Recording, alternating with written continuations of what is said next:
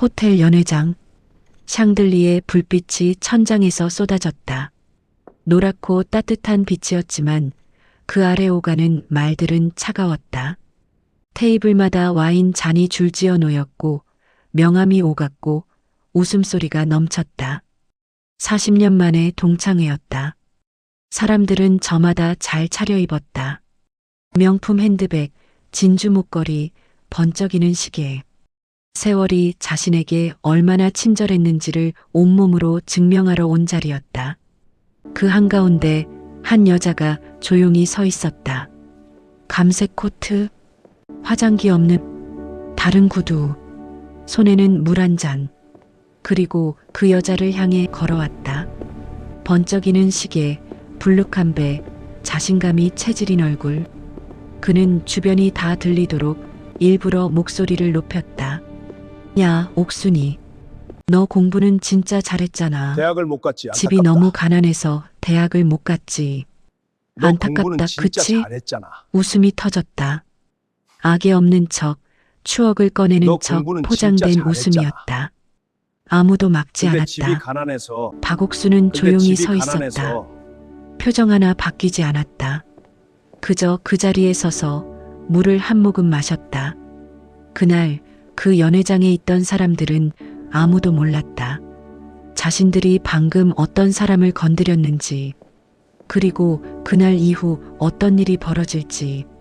오늘은 67세 박옥순의 이야기입니다. 새벽 배달을 하면서도 성적을 놓지 않았던 여자. 30년을 강력계에서 버텨온 수사관. 그리고 끝까지 단 한 번도 원칙을 꺾지 않은 사람의 이야기.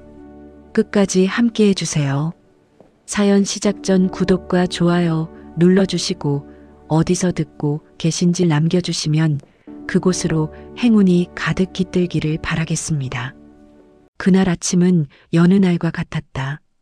부엌에서 소리가 났다. 냉장고를 열고 닫는 소리, 냄비가 가스레인지 위에 올라가는 소리, 국자가 바닥을 긁는 소리. 오래된 부엌에서 오래된 사람이 내는 익숙하고 단단한 소리들이었다. 박옥수는 창가에 서서 커피를 들고 있었다. 창밖으로 아파트 단지가 보였다. 회색 건물들 사이로 봄이 오고 있었다. 나무들이 조금씩 초록을 머금기 시작했고 이른 아침 햇살이 그 위에 얇게 깔렸다. 아직 차가운 공기가 창유리에 서려 있었다. 부엌에서 남자가 걸어 나왔다. 강재호. 70살.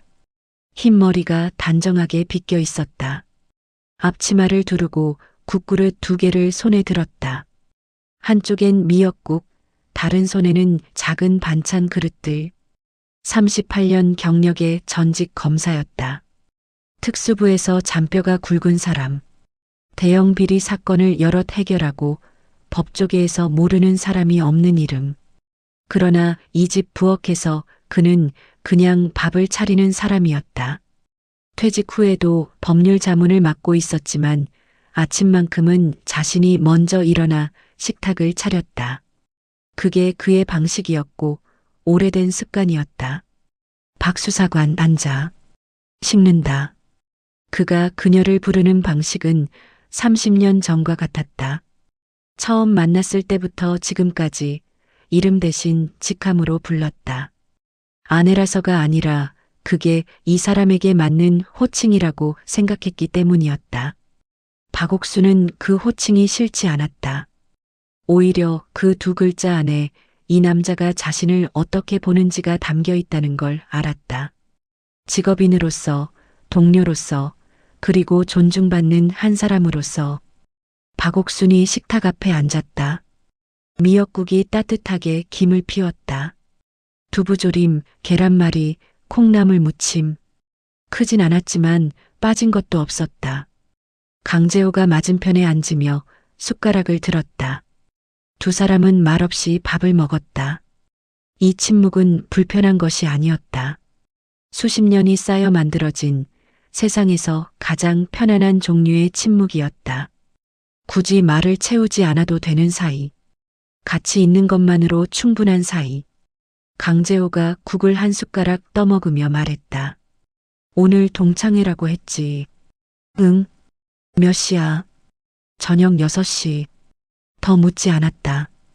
그는 이미 알고 있었다. 아내가 이 동창회를 썩 달가워하지 않는다는 것을. 며칠 전 초대장을 받았을 때 박옥순이 내뱉은 한마디 굳이 가야 하나 라는 말을 기억하고 있었다. 40년 만이라는 말이 설렘이 아니라 의무처럼 들렸다는 것도. 그러나 아내는 결국 가겠다고 했다. 이미 응답한 것을 번복하는 사람이 아니었다. 그게 박옥순이었다. 하기 싫어도 해야 하는 일이면 한다. 불편해도 가야 하는 자리면 간다. 그리고 어떤 자리에 가든 자신의 방식을 잃지 않는다. 밥을 다 먹고 그녀가 코트를 걸칠 때 강재호가 서재 문 앞에서 말했다. 불편하면 일찍 나와. 박옥순이 구두를 신으며 짧게 답했다. 알아. 현관문이 닫혔다. 강재호는 그 소리를 들으며 잠깐 그 자리에 서 있었다. 38년을 같이 산 사람이 나갈 때마다 드는 아주 작고 오래된 감각이었다. 걱정과 신뢰 사이 어딘가. 이 사람은 어떤 자리에서도 자기를 잃지 않을 거라는 확신. 그러나 그래도 잠깐은 서 있게 되는 마음. 그는 서재로 돌아가 서류를 펼쳤다. 두 사람은 그런 사람들이었다. 말보다 행동이 앞서고 표현보다 존재로 서로를 확인하는 사람들. 38년 동안 그렇게 살아왔고 그것으로 충분했다. 이 집의 아침은 늘 이런 온도였다. 따뜻하고 조용하고 무게가 있었다. 오래된 것들만이 가질 수 있는 온도. 박옥수는 엘리베이터를 기다리며 손목시계를 봤다. 오후 5시까지 시간이 있었다. 충분했다. 서두르지 않아도 됐다. 그녀는 서두르는 법이 별로 없었다. 30년 수사 생활이 가르쳐 준 것 중 하나가 그것이었다. 급하게 움직이는 사람은 흔적을 남긴다. 천천히, 그러나 놓치지 않는 것. 그게 옳은 방식이었다. 엘리베이터 문이 열렸다. 그녀가 안으로 들어섰다.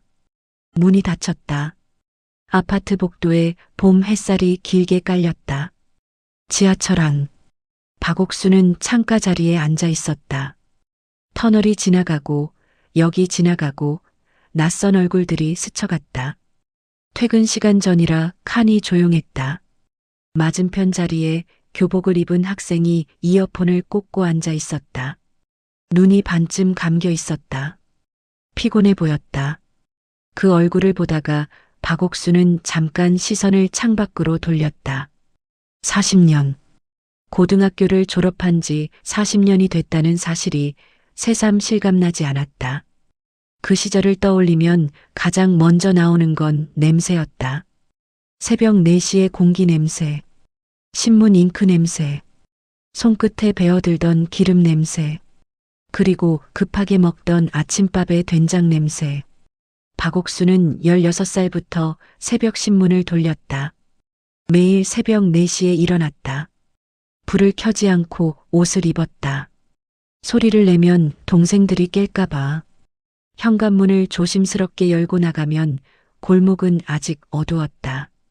가로등 불빛 아래 신문 묶음이 쌓여 있었다. 그걸 자전거 앞바구니에 싣고 돌았다. 비가 오면 비옷을 입고 돌았다. 눈이 오면 자전거를 두고 걸어서 돌았다. 배달을 마치고 집에 돌아오면 6시 반이었다. 밥을 빨리 먹고 7시에 학교로 향했다. 밤에는 작은 봉제 공장에서 시간제로 일했다. 칼질하고 실밥 제거하는 단순 작업이었지만 오래 하면 손가락이 굽고 눈이 시렸다. 야간 근무가 끝나면 10시였다. 집에 돌아와 숙제를 했다. 자정이 넘는 날이 많았다. 그래도 교과서를 폈다. 그래도 성적표를 놓지 않았다. 학년 내내 1등이었다. 담임 선생님은 그녀를 볼 때마다 말했다. 대학만 가면 된다. 머리가 아깝다. 이 성적이면 어디든 간다. 선생님의 그 말이 그녀에게 힘이 됐다. 새벽 배달을 하다가 손이 너무 시리면 그 말을 속으로 되뇌었다. 대학만 가면 된다. 그러면 손이 덜 시렸다.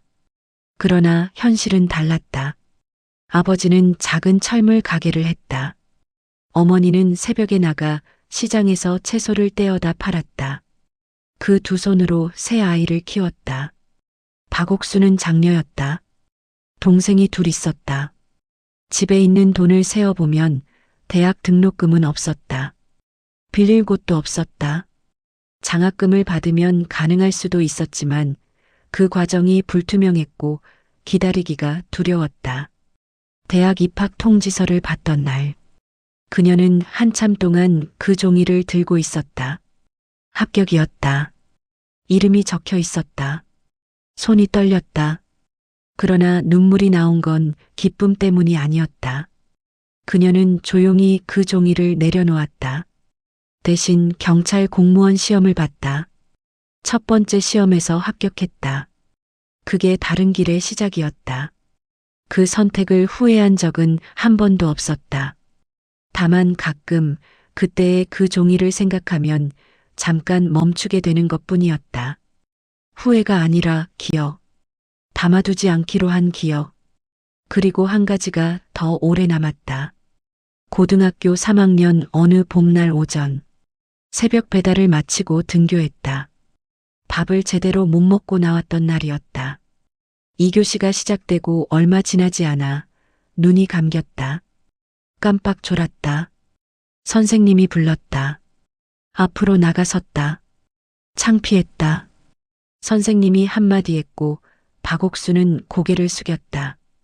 그때 반장이 반 아이들에게 말했다. 집이 가난해서 그렇잖아요. 별것 아닌 것처럼 설명하는 것처럼 말했다. 그러나 반 아이들이 웃었다. 선생님도 더 이상 뭐라 하지 않았다. 그 반장이 김성호였다. 박옥수는 창밖을 바라봤다. 터널이 끝나고 빛이 들어왔다. 지하철이 지상 구간으로 올라왔다.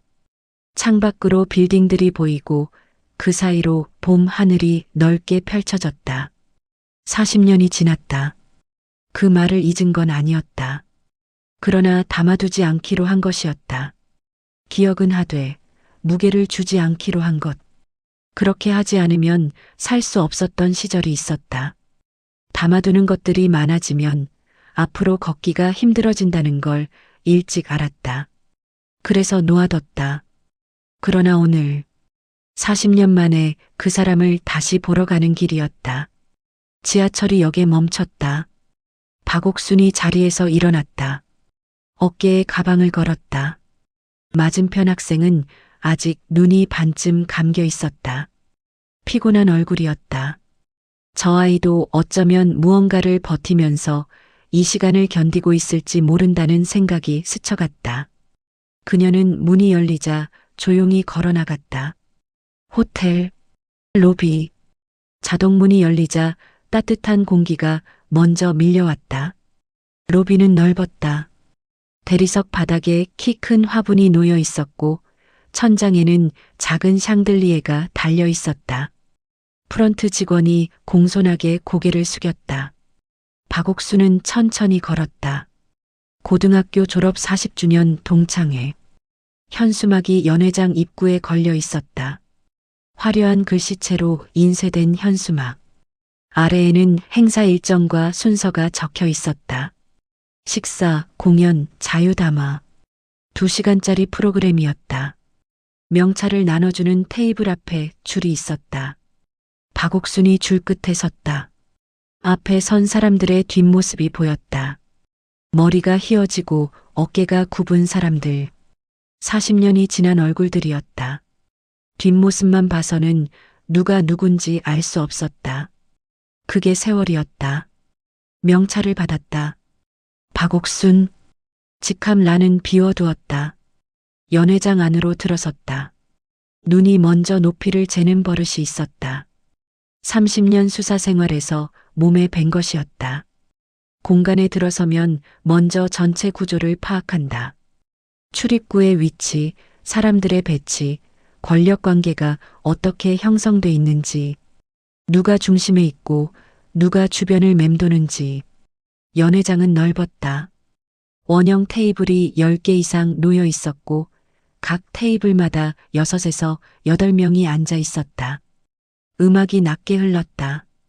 와인 잔이 부딪히는 소리, 웃음소리, 명함을 건네는 소리가 섞였다. 사람들은 40년 만에 만난 얼굴들에게 자신의 현재를 팔고 있었다. 어떤 집에 살고, 어떤 차를 몰고, 자식이 어디에 다니는지. 그 숫자들이 대화의 내용이었다. 박옥수는 그 안에서 조용히 물 한 잔을 집었다. 박미선이 먼저 달려왔다. 어머, 옥순이야. 어쩐 일이야. 이렇게 왔네.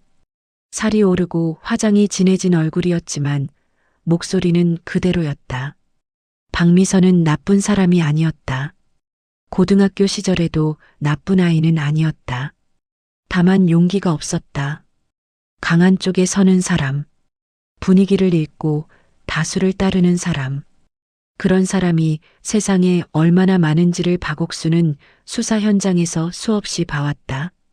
나쁜 일에 직접 가담하지 않았어도 외면한 사람들.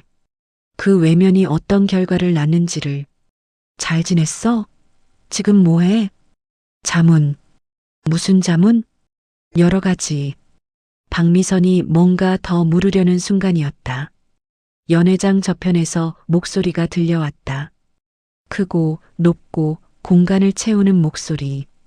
박옥수는 그 목소리를 듣는 순간 알았다. 40년이 지났지만 어떤 목소리는 변하지 않았다. 사람의 목소리는 그 사람의 태도를 담는다. 세월이 얼굴은 바꿔도 태도까지 바꾸진 못할 때가 많다. 특히 그 태도가 오래된 것일수록. 그녀는 물을 한 모금 마셨다.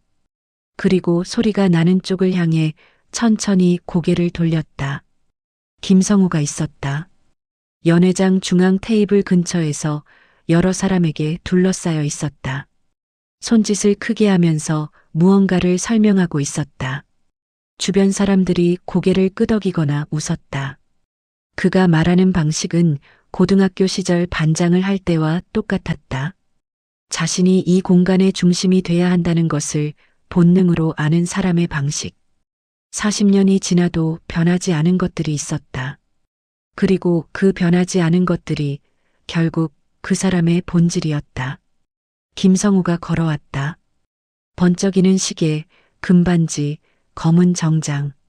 배가 불룩했지만 걸음걸이는 당당했다. 사람들 사이를 가로질러 걷는 방식이 달랐다. 멀리 돌아가지 않았다. 사람들이 비켜주는 게 당연하다는 듯 직선으로 걸었다. 자신이 이 공간의 중심이라는 걸 온몸으로 표현하는 걸음이었다. 그가 박옥순 앞에 섰다. 그리고 주변을 한번 훑어보고는 일부러 목소리를 높였다. 야, 옥순이 왔네? 반가움처럼 포장됐다. 그러나 다음 말이 있었다. 너 공부 진짜 잘했잖아. 이것도 칭찬처럼 들렸다. 잠깐은. 근데 집이 하도 가난해서 대학을 못 갔지. 그때 진짜 안타까웠어. 그 순간 주변에서 웃음이 터졌다. 이상한 웃음이었다. 아기를 숨긴 웃음, 불편함을 감추기 위한 웃음, 그리고 우월감을 즐기는 웃음이 뒤섞인 여러 종류의 감정이 한꺼번에 웃음이라는 형태로 나왔다. 박미선이 시선을 피했다. 아무도 막지 않았다. 김성우는 그 반응을 즐기듯 계속 말을 이었다. 그때 도시락도 제대로 못 사왔잖아. 반찬 없다고. 누군가 끼어들었다. 맞아. 맨날 교과서 빌려보던 애 아니야? 또 다른 사람이 말했다. 참고서 없다고 선생님한테 혼났던 것도 기억해? 기억들이 쌓였다. 하나하나는 별것 아닌 것처럼 들렸다. 그냥 옛날 이야기처럼. 그러나 모이면 달랐다. 날이 서 있었다. 오랫동안 벼려온 칼처럼. 웃음으로 포장됐지만 그 안에 든 것은 차가운 금속이었다. 이 자리에서 나는 성공했고 너는 그렇지 못했다는 것을 확인하고 싶은 아주 낮고 오래된 욕구. 사람들이 박옥순을 바라봤다. 그녀의 반응을 기다리는 눈이었다. 주눅이 들까? 얼굴이 붉어질까? 아니면 어색하게 웃어 넘기려 할까? 더 나아갔다. 그때 새벽 배달도 했다고 들었는데 그게 맞아? 신문 배달? 그러면서 공부하느라 많이 힘들었겠다. 표면적으로는 걱정하는 말이었다. 그러나 그 말이 무엇을 향하고 있는지는 다들 알았다. 가난했던 것을 공개적으로 다시 꺼내는 것.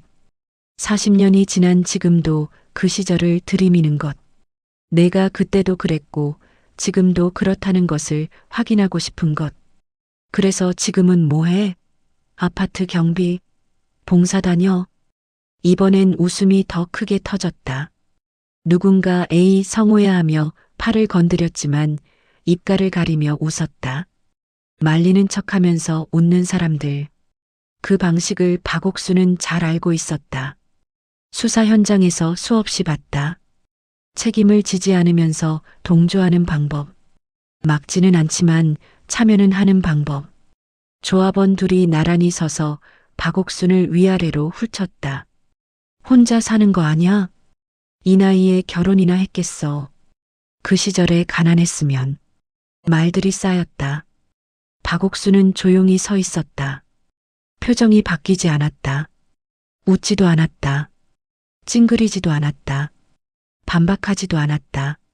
물잔을 들고 있던 손도 움직이지 않았다. 그저 그 자리에 서서 그 말들을 다 듣고 있었다. 이 침묵을 사람들은 각자 다르게 해석했다. 누군가는 주눅든 것이라고 봤다. 누군가는 할 말이 없는 것이라고 봤다. 김성호는 자신이 이겼다고 생각했다. 흐뭇한 기색이 얼굴에 번졌다. 40년 전에도 그랬다.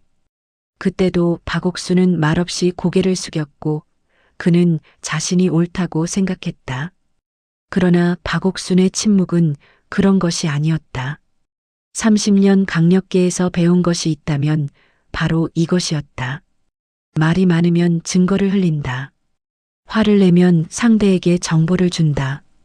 침묵은 상대가 스스로 무덤을 파게 내버려두는 가장 효과적인 방법이다. 그리고 반전은 언제나 엉뚱한 곳에서 온다. 그녀는 기다리고 있었다.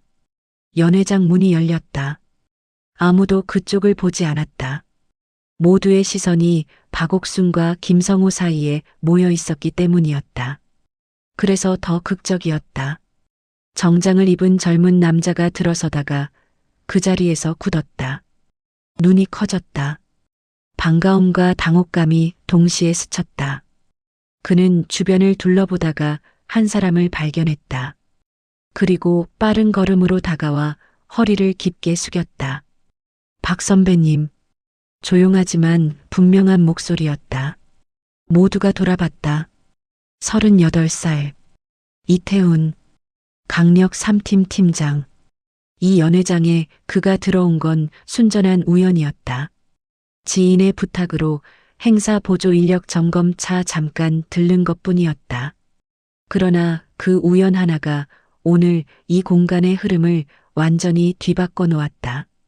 세상 일이 그렇다. 계획한 것보다 우연히 더 정확하게 맞아 떨어지는 순간이 있다. 선배님이 여기 동문이실 줄은 몰랐습니다. 박옥순이 고개를 끄덕였다. 짧게. 오랜만이네. 두 사람의 대화는 짧았다. 그러나 주변이 그 짧은 대화를 끝까지 들었다. 김성우가 미간을 좁혔다. 누구야, 저 사람?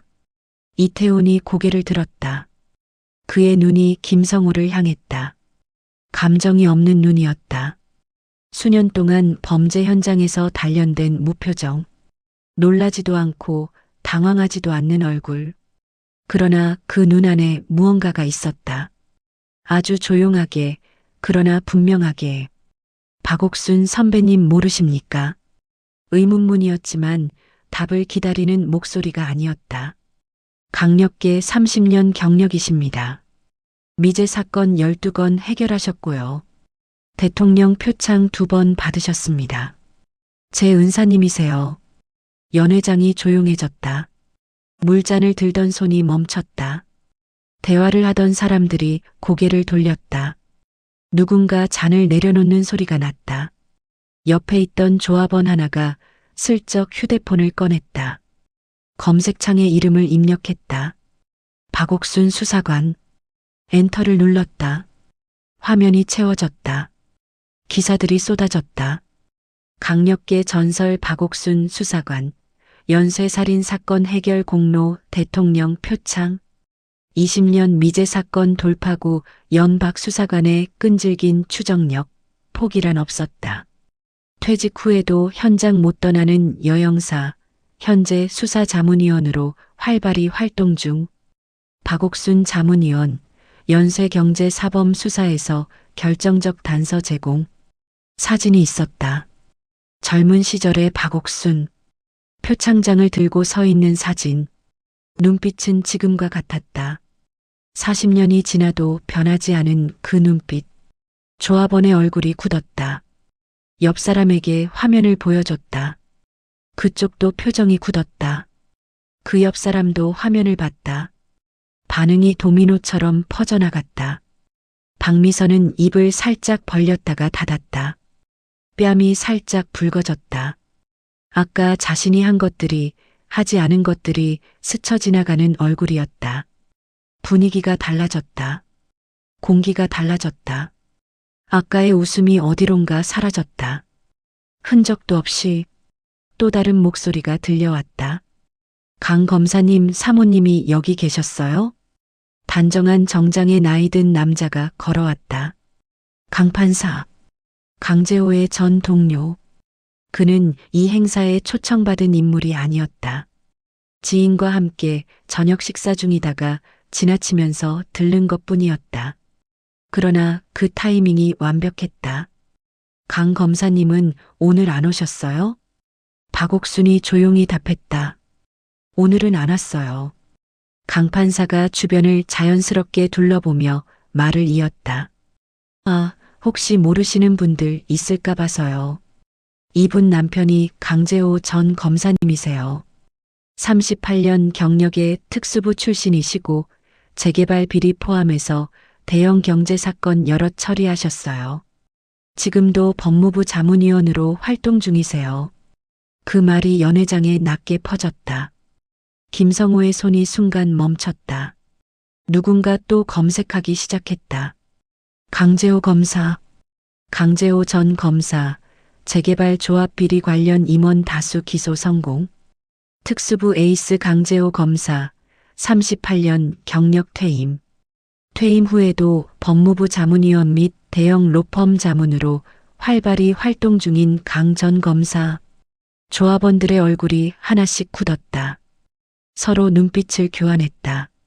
말이 줄었다. 웃음이 사라졌다. 박옥순은 그 모든 걸 보지 않았다. 물잔을 들고 그냥 서 있었다. 굳이 볼 필요가 없었다.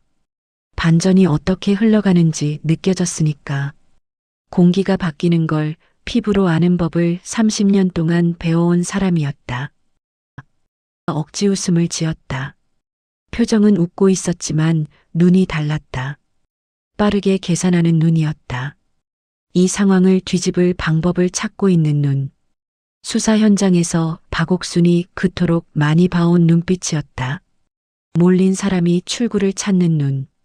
아직 다 끝난 게 아니라는 걸 스스로에게 납득시키는 눈. 그래봤자 다 옛날이지 뭐. 요즘 세상은 결국 돈이야. 목소리가 조금 높아졌다. 방어적인 신호였다. 우리 재개발 수익이 얼마인 줄 알아? 내가 조합 임원으로 얼마나 공 들였는지 알아? 그는 휴대폰을 꺼냈다. 수익 자료를 화면에 띄워 들이밀었다. 평당 가격, 예상 시세 차익, 보상금 규모. 숫자들이 빼곡했다. 이걸 보여줌으로써 자신이 여전히 이 자리에서 우위에 있다는 걸 확인하려는 것이었다. 그러나 아무도 고개를 끄덕이지 않았다. 공기가 달라진 연회장에서 그 숫자들은 아무런 힘이 없었다. 오히려 그 숫자를 들이밀면 밀수록 무언가 불안한 사람처럼 보였다. 이태훈이 조용히 박옥순 옆으로 다가왔다. 목소리를 낮췄다. 선배님, 사실 오늘 연락드리려고 했었습니다. 주변에 들릴 듯 말 듯한 소리였다. 그러나 연회장이 조용해진 탓에 근처에 있던 몇 사람은 들었다. 구 재개발 조합 자금 흐름에 이상이 발견됐습니다. 선배님 자문이 필요합니다. 김성호의 웃음이 굳었다. 재개발 조합, 자금 흐름, 이상. 그 단어들이 그의 귀에 다르게 들어왔다. 박옥순이 눈썹을 들었다. 어느 구역? 이태훈이 지도를 열었다. 화면을 박옥순에게 보여줬다.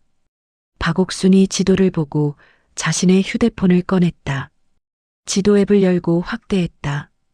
그리고 손가락으로 한 지점을 짚었다. 여기. 이태훈이 눈을 가늘게 떴다. 선배님, 이 필지가 왜? 부모님이 남겨주신 땅이야. 40년 동안 팔지 않았어. 그 말이 연회장에 낮게 퍼졌다. 김성호의 얼굴에서 혈색이 빠졌다. 그 땅이었다. 조합 내부에서 가장 민감하게 다루던 위치. 보상과 산정이 아직 확정되지 않은 핵심 구역이었다. 그 구역 보상금을 둘러싸고 조합 내부에서 수개월째 조작이 진행되고 있었다. 특정 필지의 보상가를 높이는 대신 그 차액을 빼돌리는 구조였다. 그 사실을 아는 사람은 조합 임원 중 극소수뿐이었다. 그런데 그 구역 핵심 필지의 소유자가 전직 강력계 수사관이고 현재 수사팀 자문위원이라면, 그리고 그녀의 남편이 재개발 비리 전문 전직 검사라면, 그 땅 소유자가 아직 그 땅을 팔지 않고 들고 있다면 그 의미는 하나였다. 모르지 않는다는 것이었다. 떨렸다. 잔을 내려놓으려다 기울었다. 간신히 잡았다. 아무도 못 본 척했다. 그러나 박옥순의 눈이 그 손을 지나쳤다. 보지 않는 것처럼 보면서 다 본 것이었다. 그녀는 이태훈에게 말했다. 내일 보자. 예, 선배님.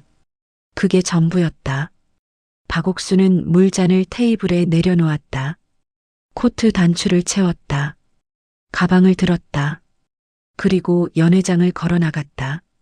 서두르지 않았다. 누구에게 인사하지도 않았다. 자신의 속도로, 자신의 방향으로 걸었다.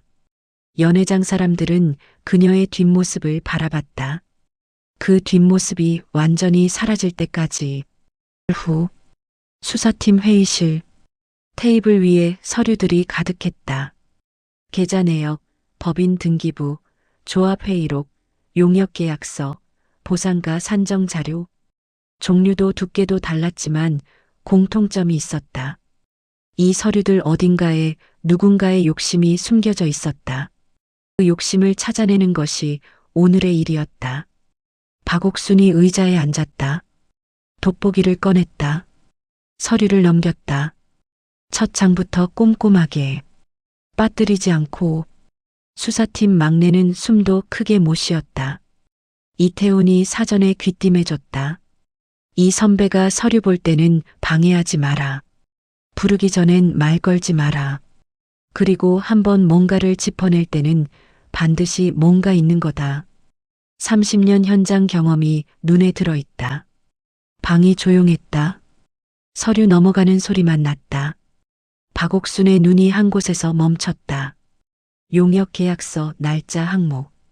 계약 체결일과 업체 설립일이 있었다. 두 날짜를 비교했다. 계약 체결일이 2달 앞서 있었다. 존재하지 않는 회사와 계약을 맺은 것이었다. 아니, 정확히는 계약서를 먼저 만들어 놓고 나중에 회사를 설립한 것이었다. 막내가 법인 등기부를 조회했다. 화면이 뜨자마자 굳었다. 유령업체였다. 설립한 이후 아무런 사업 실적이 없었다. 직원도 없었다. 사무실도 없었다. 이름만 있는 회사였다. 박옥순은 고개도 들지 않고 말했다. 이 돈이 어디로 갔겠어. 다음 서류를 펼쳤다. 계좌 거래 내역이었다. 기간별로 입출금이 정리돼 있었다. 눈이 특정 시점에 멈췄다. 보상과 상향 결정이 나기 사흘 전이었다. 그 시점에 여러 계좌로 돈이 분산됐다. 금액이 묘했다. 금융 당국 신고 의무 기준 바로 아래로 딱 맞춰져 있었다. 각 계좌마다 정확히 그 기준 아래였다. 우연이 아니었다. 금융 지식이 있는 사람이 혹은 그런 사람의 조언을 받은 누군가가 의도적으로 맞춰놓은 숫자였다. 들키지 않으려고 정밀하게 조정한 숫자. 그 정밀함이 오히려 의도를 드러냈다. 회의록 원본 가져왔어? 이태훈이 두꺼운 파일을 내밀었다. 박옥순이 원본과 수정본을 나란히 펼쳤다. 두 서류를 번갈아 보는 눈이 가늘어졌다. 특정 필지 보상과 항목이었다. 원본은 3억 2천만 원이었다. 수정본은 4억 8천만 원이었다. 차이가 1억 6천만 원이었다. 그 1억 6천이 어디로 갔는지는 이미 짐작이 됐다. 이 결제 누가 올렸어? 이태훈이 임원 명단을 펼쳤다. 해당 회의를 주재한 인물. 결제 라인에 서명한 사람. 그 이름이 문서 상단에 찍혀 있었다. 김성호였다. 사흘 뒤 차명 계좌 추적 결과가 나왔다. 계좌 개설자는 김성호의 처남이었다. 부산거주. 직업은 무직으로 돼 있었다. 그러나 계좌에는 7억 3천만 원이 들어 있었다. 입금 날짜를 확인했다. 보상과 상향 확정일과 겹쳤다. 아니, 더 정확하게는 확정 이틀 전부터 입금이 시작됐다. 결정이 나기 전에 이미 돈이 움직이기 시작한 것이었다. 내부 정보를 미리 알고 있었다는 뜻이었다. 조합 내부에 더 있었다. 수사망이 조용히 조여들기 시작했다. 박옥수는 서류를 덮으며 이태훈을 봤다. 결제 라인 전체 다시 봐. 이 사람 혼자 한 게 아니야. 정보를 흘린 사람이 내부에 있어. 이태훈이 메모를 했다. 그리고 이 업체 대표자 신원 확인해. 직접 연결된 사람이 누군지. 예. 회의실을 나서면서 박옥수는 복도 창밖을 봤다. 오후 햇살이 빌딩 사이로 기울었다. 아직 해결해야 할 것들이 많았다. 그러나 실마리는 잡았다. 실마리만 잡으면 나머지는 시간의 문제였다. 30년 동안 그것을 배웠다. 그리고 이후 영장이 나온 날 박옥수는 새벽 6시에 일어났다. 평소와 같은 시간이었다. 창밖이 아직 어두웠다. 커피를 내렸다. 창가에 서서 마셨다. 도시가 서서히 깨어나고 있었다. 빌딩마다 불이 하나씩 켜졌다. 아파트 단지에서 첫 차가 나왔다. 이 새벽의 감각이 어릴 때와 같았다. 16살부터 새벽에 일어나왔다. 그때는 신문을 돌리러 나갔고 지금은 수사에 나갔다. 내용이 달라졌지만 새벽에 일어나 무언가를 시작하는 몸의 감각은 40년이 지나도 같았다. 어두울 때 출발해서 빛이 돌아올 무렵 일이 마무리된다. 수사 차량이 김성호의 아파트 앞에 멈췄다. 이태훈이 영장을 들고 초인종을 눌렀다. 한참 만에 문이 열렸다. 잠옷바람에 김성호. 눈을 비볐다. 상황을 파악하는데 몇 초가 걸렸다. 파악하고 나서 그가 한 것은 고함이었다. 이게 뭐야? 이 이른 아침에 내가 이 동네에서 얼마나 공들인 줄 알아. 수사팀이 안으로 들어섰다. 그때 바깥에서 발소리가 들렸다. 천천히 그러나 확실하게 다가오는 발소리. 박옥순이었다. 자문위원 자격으로 동행했다. 감색 코트, 다른 구두, 아무런 표정도 없는 얼굴. 서두르지 않았다. 뛰지 않았다. 평소와 같은 걸음으로 걸어왔다. 김성호가 그녀를 보고 눈이 뒤집혔다. 입이 열렸다. 너야. 내가 이 뒤에 있었어. 동창끼리 어떻게 이럴 수 있어. 우리가 같은 학교 나왔잖아. 목소리가 갈라졌다. 지금까지 살아오면서 이 카드를 여러 번 쓴 사람이었다.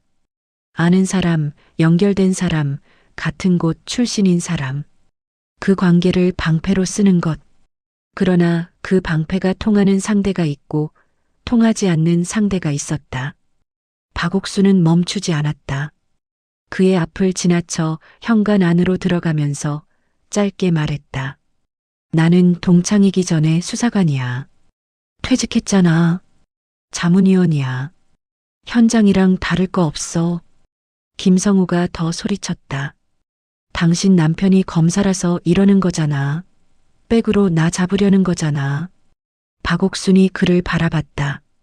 그의 눈을 똑바로. 분노가 없었다.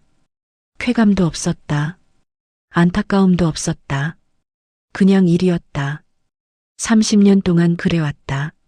몰린 사람들은 마지막에 저렇게 말했다. 내가 아니라 다른 이유 때문이라고. 누군가 배후에 있다고. 나만 이런 게 아니라고.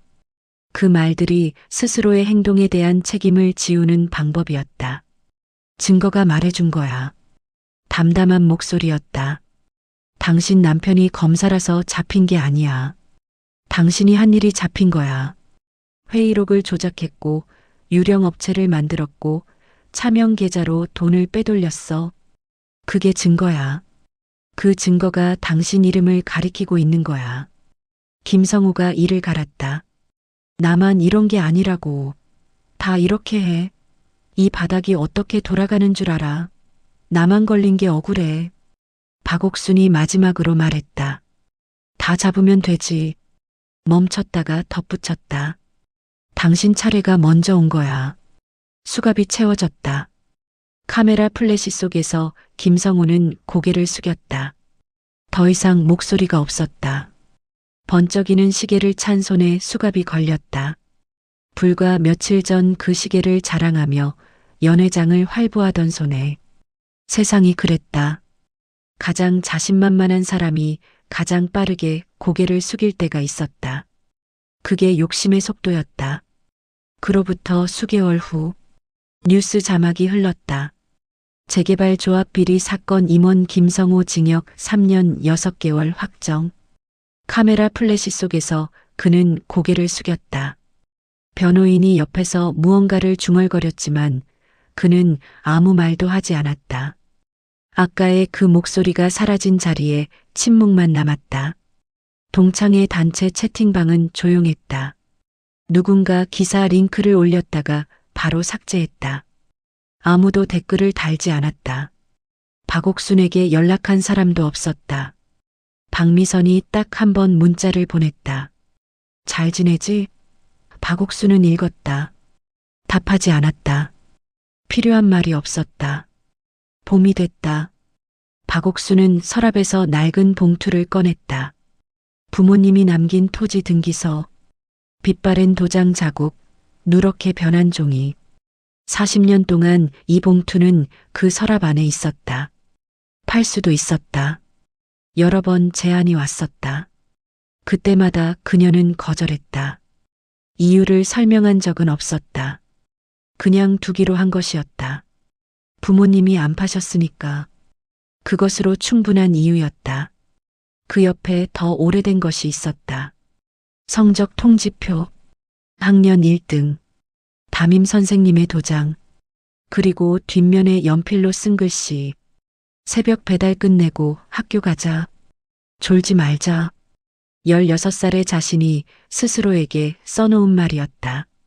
추운 새벽 손이 시려서 잠깐 자전거를 세우고 호주머니에서 노트 한 장을 꺼내 쓴 것이었다. 그 필체가 지금도 선명했다. 급하게 쓴 글씨였다. 손이 차서 글씨가 조금 흔들렸다. 박옥수는 그 종이를 오래 들여다봤다. 창밖으로 재개발 공사 현장이 보였다. 포크레인이 오래된 건물 벽을 허물었다. 먼지가 피어올랐다. 그 자리에 새 뼈대가 올라가고 있었다. 철근들이 하늘을 향했다. 세상은 변했다. 그러나 어떤 것들은 변하지 않았다. 새벽에 일어나 배달을 하면서도 성적을 놓지 않던 그 마음.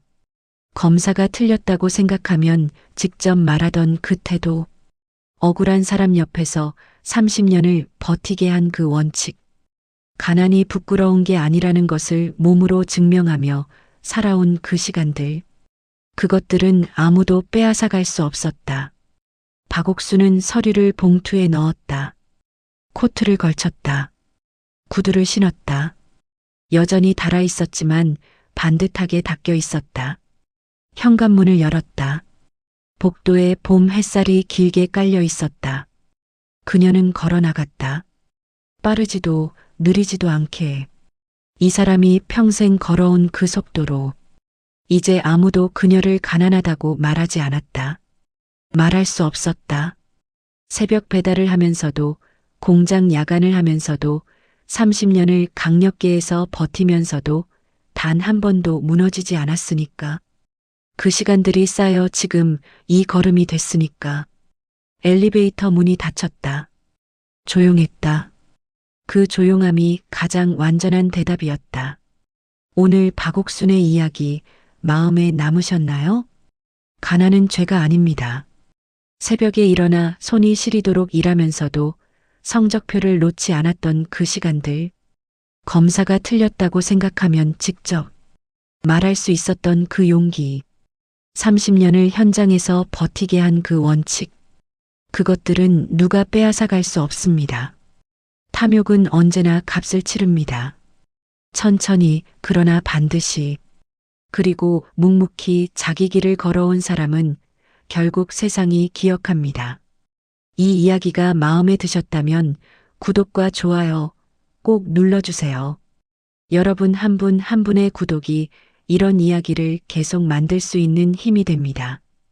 댓글로 여러분의 이야기도 남겨주세요. 비슷한 시절을 보내신 분이 계신다면 그 댓글이 누군가에게 큰 위로가 됩니다. 다음 영상에서 또 뵙겠습니다. 감사합니다.